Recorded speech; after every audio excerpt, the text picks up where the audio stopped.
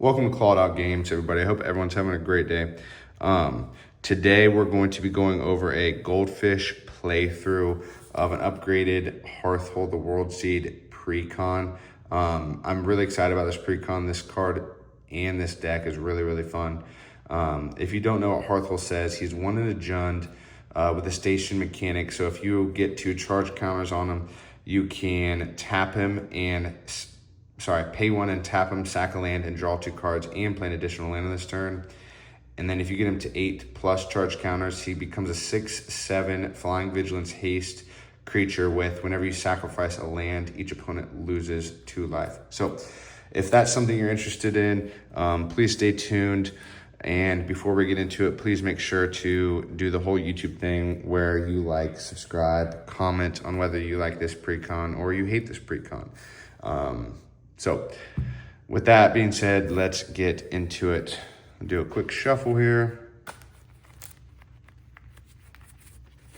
I shuffled a bit before starting to record, but I will shuffle again here after I lose a forest.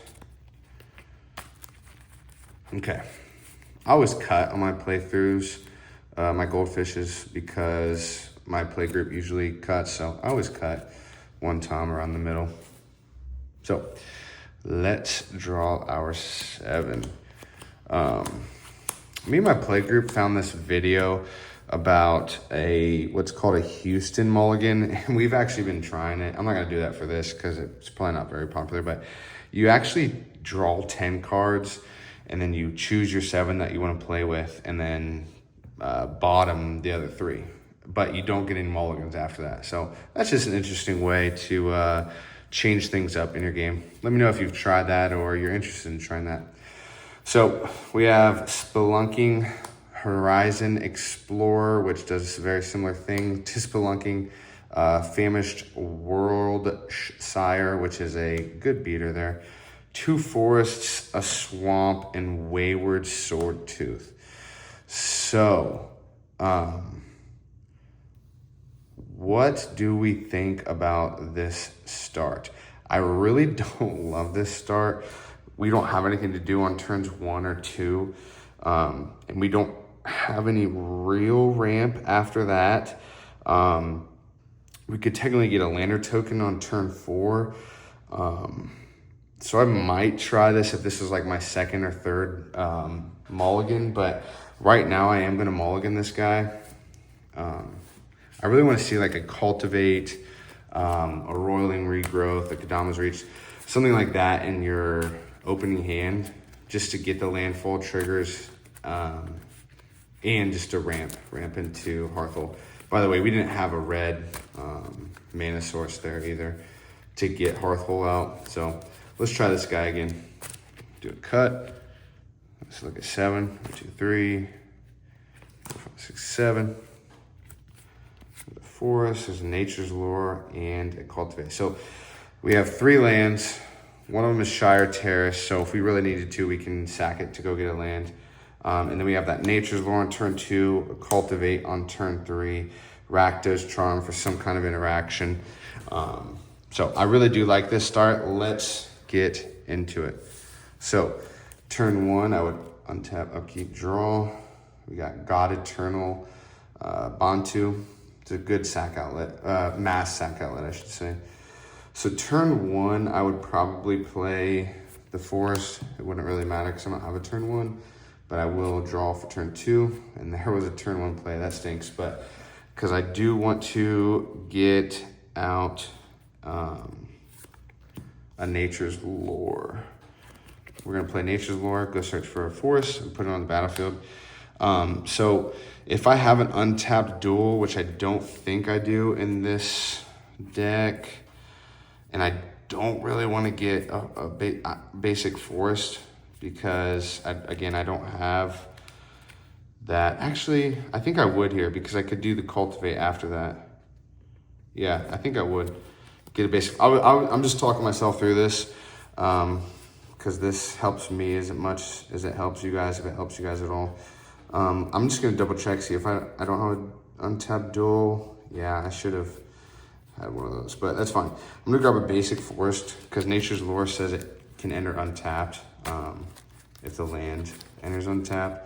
I'll get that basic forest out, and then I would play that thing I just drew, which is a 1-drop for green.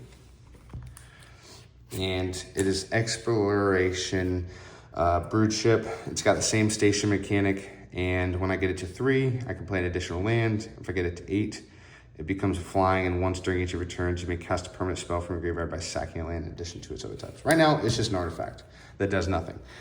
Let me know what you guys think about these spacecrafts. They seem cool. They seem fun, I guess I should say. They don't seem overly powerful or crazy, but they seem fun. So this is going into turn 3. We got World Shaper. What I think I do here is I just cultivate so I can shore up my mana fixing. And I don't have a 1-drop because I don't want to get a swamp in a mountain. I don't have any 1-drop swamps, black or red, so I would pass here. So what I'm doing is I'm putting the swamp into the battlefield tapped. I'm putting the mountain technically in my hand, and then I'll play it for turn. After Goldfish in this deck a few times and playing it a couple times, you will notice that there is a ton of searching your library for land. So keep that in mind. If that's silly or something you're not interested in, just keep that in mind with this deck and really landfall in general. So we'll cut there, tap it. So now we're going into turn 4 with at least 6 mana because I have a land in my hand, and I'll draw for turn. Blasphemous Act, that's something we could do right now if the board is getting flooded, because we have no creatures right now. Right now, I'll pretend that we don't have to do that. But, so if I'm looking at my hand, I have 2 ways to return all land cards from the battlefield tapped. So I'm thinking I'd want, or I can't play God Eternal because I don't have 2 black. I'm thinking what I would do here was I'd put Shire Terrace off to the side. I'd play my forest here. And I think I would just tap Hearthhull, I believe. Actually, you know what? I don't, because I can't station him. So what I do here, I'll tap 4, and I'll play that World Shaper. It is a 3/3 body, so he's able to help station some stuff. But whenever he attacks, I may mill 3 cards, and he's a way to get stuff from my lands from my graveyard to the battlefield tapped. At this point, if I'm not afraid to not have a blocker, what I'll do here is station Exploration Brood Ship, so I can play an additional lands on my turns. I don't have any lands right now, which is fine, but I will also pay a green and sack Shire Terrace to go grab a basic, and I would pass the turn. I will just grab that swamp, so I have the double black for the God Eternal Bantu. And like I said, I would pass. Now we're going into turn 5, I believe, with some decent mana here. We have a good engine going here. We have untap, upkeep, and draw. Spelunking, having things enter untapped is very powerful in this deck. Unfortunately, I don't see a good outlet right now. I think what I would do is play Hearthhull. I would station it, okay? And then I would pay 1 to get more things in my graveyard here. I'd pay 1 to sacrifice a land, draw 2 cards, and then I can play an additional land. So technically I could play 3 lands this turn. And then I would play my first land for turn, and I would sack it to go get another land. And that's all I actually have right now. Unfortunately, I would pass the turn, sacrifice it, go grab a, let's see here. Let's grab a forest, sure. Then we'd be going into turn 6 with the commander on board, Brood Ship, stations. And what we're really wanting here is some kind of card draw, a mass card draw to put a bunch of lands into my hand. I have 3 lands in my graveyard, which I could get out with a World Shaper or my Splendid Recollection in my hands, but we'll see. We don't have any real landfall triggers or benefits from them entering the battlefield right now, so that's something to keep in mind as well, which is unfortunate. But hopefully we can reach it with our Hearthhull card advantage. There is a landfall. Guy, whenever a land enters the battlefield under control, look at the top card of your library. If it's a creature card, reveal it and put it into your hand. If you don't put that card into your hand, you may put it into the graveyard. I don't really love that either. If we had a good attack, which I don't think we would for World Shaper, or a way to kill him, I guess I should say, I might want to be crazy and play God Eternal Bantu. I mean, I could kill it with World Soul's Rage, destroy my own thing, but that wouldn't be until next turn. People might look at you crazy if you sack all your lands.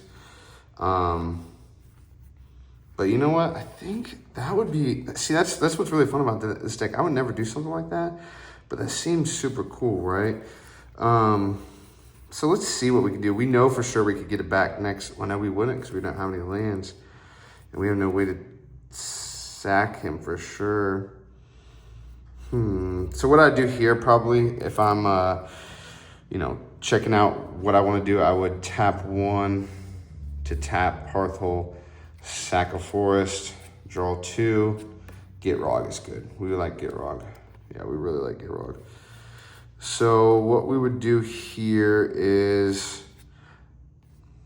I didn't draw a land, unfortunately. I have 40 stinking lands in there, and I don't have any way to get them out of the graveyard onto the battlefield, unfortunately, right now. So I couldn't even cast Gitrog. I have 4 mana to play with. And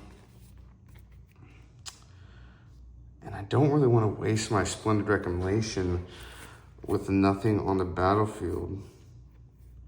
So maybe what I would do is I'd tap 3 and play Spelunking. After that, whenever ETBs draw a card, then you may put a land card from your hand onto the battlefield. You put a cave on, blah, blah, blah. Lands you control under untapped. I do have a Fabled Passage, and I would play it and sacrifice it and go get another land. And I don't have any 2-drops after. Actually, I would have a Rakdos Charm. So I would go get a Swamp, put it untapped onto the battlefield.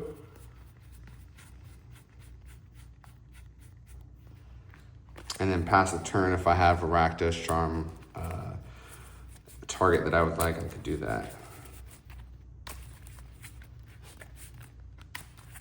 Okay, we're going into turn 7 now, I believe.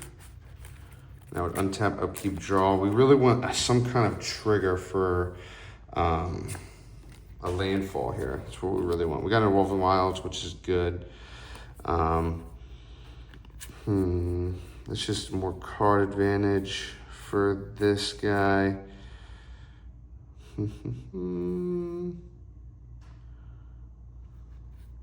I think what I would do here is I'd play Gitrog. Yeah, I'd play Gitrog here. Play additional lands. And at the beginning of my upkeep, I could sacrifice a land. And whenever a land goes in the graveyard, I get to draw a card. I'd play Evolving Wilds, sack it, and then I would go get a land. Again, it would enter untapped due to Spelunking, and I would draw a card when that first one went to the graveyard.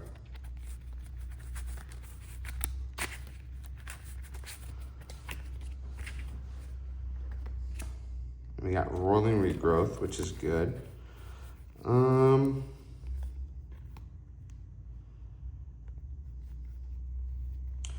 So from here, I can get Hearthhull online by tapping Gitrog. I don't know if I want to tap a 6/6 Death Toucher. So what I might do here is tap the World Shaper to slowly get Hearthhull online. And that's what I would do.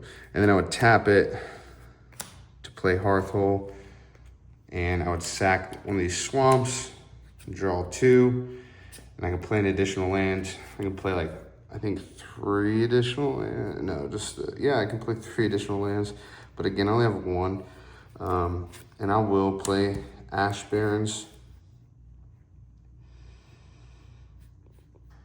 Actually, I wouldn't because I don't have a play. I would tap this to discard Ash Barrens, go grab a land, put it into my hand, but I would play that land for turn. And then I would pass, going to turn 8.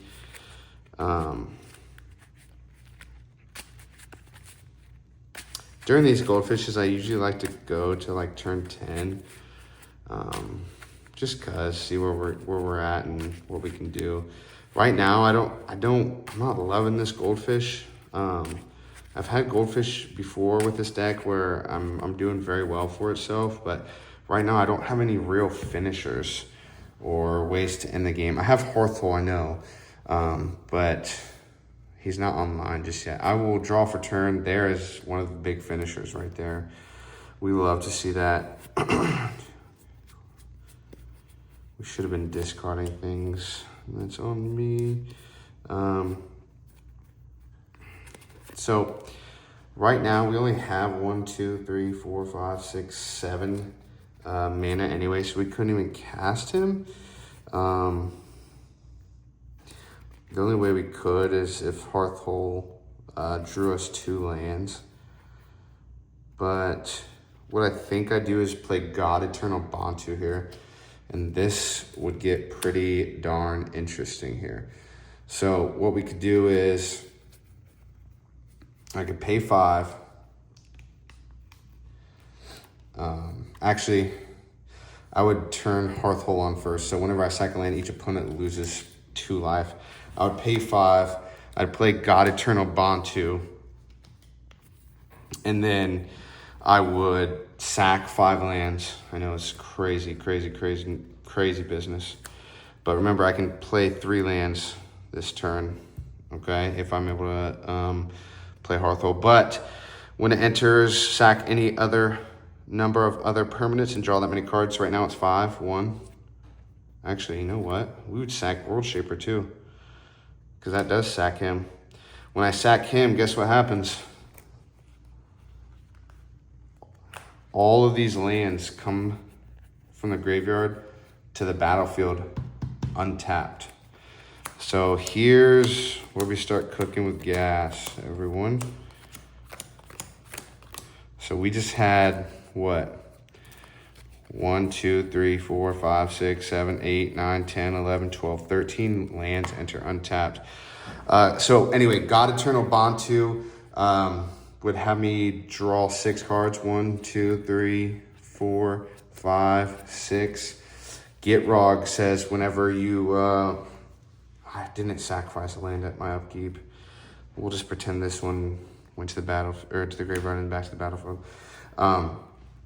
Whenever one or more lands are put into your graveyard from anywhere, draw a card. Oh, it's 1 or more, so it only drew me 1. That's fine. Actually, it would draw me 2, because at the beginning of my upkeep, I would have drawn 1 from this. So we have that, and technically we haven't even played a land for turn just yet. And we can play right now 1, 2, 3 for turn right now. So what I do here is we play Vernal Fen.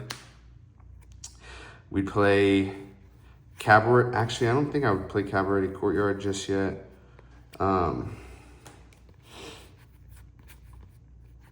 We want one of these big guys. Yeah, we would want this guy right here, Avengers in the car.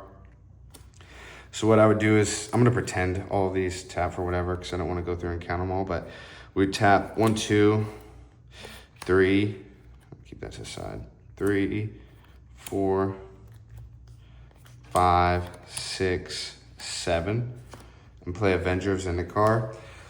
When he ETBs, I create a plant for each land.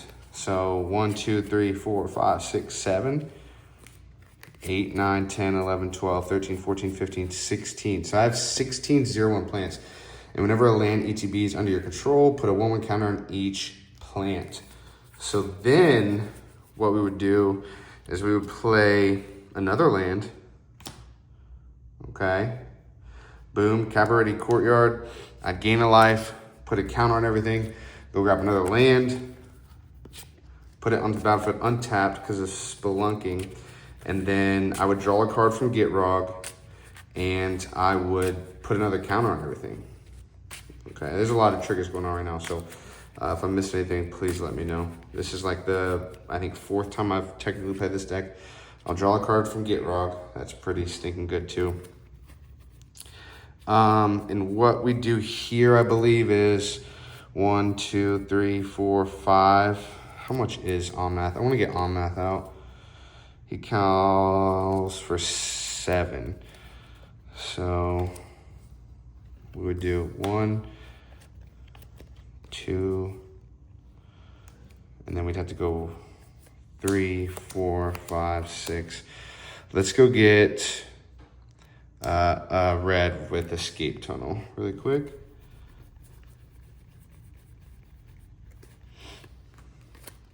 And again, it enters untapped. That would put a counter on everything, and I would draw a card from Gitrog. Do you see how we're cooking right now? This is pretty insane. So we play Omnath that says whenever a land ETBs, create a 5/5, and whenever an elemental dies, deals 3 damage to any target. I've drawn all these cards, and I really haven't drawn any more lands, which is crazy. And again, I have 40 of them in here. Because I want to play Famished, which I think I could right now, and just get all my lands. And I think that might do it.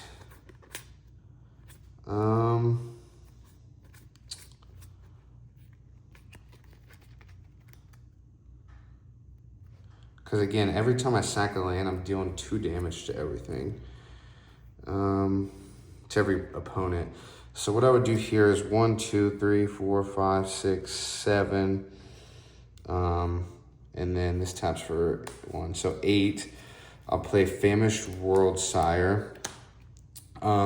Devour Land 3. When this creature enters, look at, yeah, we already explained this. When it enters, look at the top X card of your library where X is this creature's power. Put any number of land cards from among them onto the battlefield. Tapped. Untapped, though.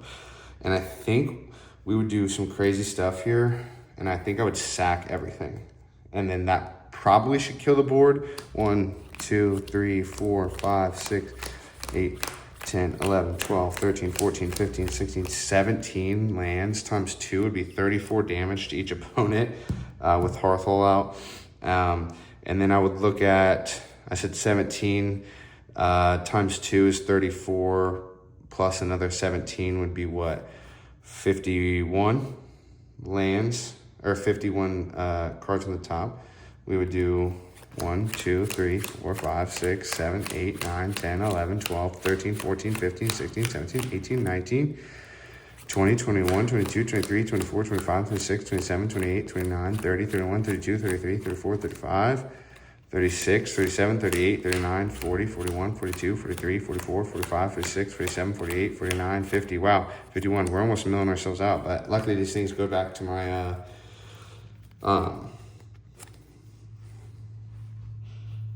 library.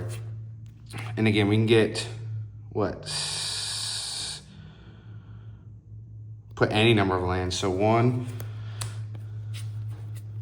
2, 3, 4. All these are entering on tap. 5, 6, 7, 8, 9, 10, 11, 12, 13, 14, 15, 16, 17, 18 lands. And one of these, like I have a couple fetches in there. We'll do Maestro's Theater. Let's just see if I have another land enter. 19. or 20, I think that was. 20 lands just entered. Okay, these all go to the back. I'd have 25 fives entered. I'd put 20 counters on all of my creatures. I'd probably draw a couple cards from the Gitrog. And again, all of these lands are untapped. So if someone was still alive, I could do something like World Soul's Rage and deal like a ton of damage straight to their face. I could do Splendid Reclamation, which is return all the lands to from the graveyard to the battlefield. I could make a big beater with Uvenwald Hydra. I could play Scoot Swarm and go crazy with a Scooty. And I think that would be game on turn 8. So let me know what you guys think. That was a pretty slow start, which was kind of disappointing me there at the beginning, and I apologize, but maybe that's just how this deck runs. It's a little snowbally. Once it gets going, it really, really, really gets going. I appreciate you if you guys are still here watching. I appreciate you sticking around. Please make sure to like and subscribe, and again, do all that fun stuff. And let me know what you guys would do to the deck differently, how you think it ran, what do you think it needs differently. So that's all I got. Have a good weekend, guys. Peace.